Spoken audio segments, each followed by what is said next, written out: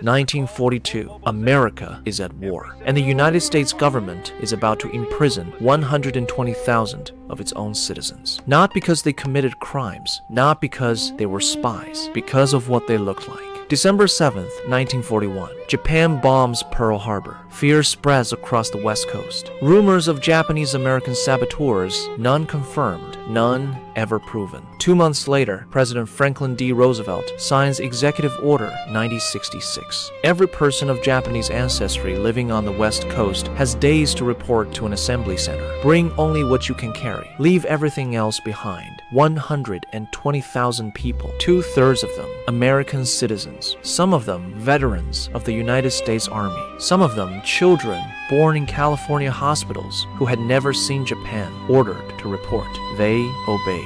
They locked their homes. They boarded the buses. They went. 10 internment camps across the American interior. Barbed wire, guard towers, armed soldiers, desert heat in summer, freezing cold in winter, tar paper barracks with no insulation, communal toilets with no privacy, families in single rooms divided by hanging sheets. They lost everything. Farms sold for nothing in days. Businesses shuttered, homes taken, bank accounts frozen. A Japanese-American family that had farmed California land for 30 years walked away from it in 48 hours. And while they were imprisoned, their sons volunteered to fight for America. The 442nd Regimental Combat Team, composed almost entirely of Japanese-American soldiers whose families were imprisoned in internment camps, became the most decorated military unit in American history. They fought in Italy and France, while their parents lived behind barbed wire in Utah and Arizona. 1944. The Supreme Court ruled the internment constitutional. 1988. President Ronald Reagan signed the Civil Liberties Act, an official apology, $20,000 in reparations to each surviving